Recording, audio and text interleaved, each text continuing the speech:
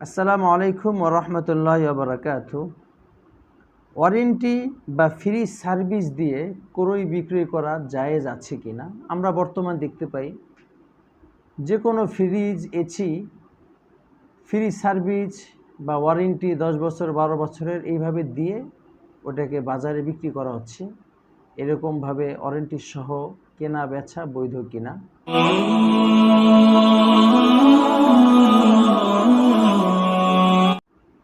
এর উত্তর হলো এইভাবে কেনা বেচা বৈধ আছে।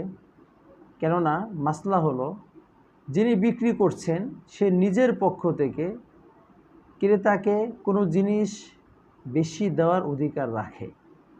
সে যদি চায় আমি আমার ক্রেতাকে পণ্যের সাথে আমি এই সার্ভিসটা অতিরিক্ত দিব এবং সে নিজের পক্ষ থেকে এটা দেয়, তাহলে এটা বৈধ হয়।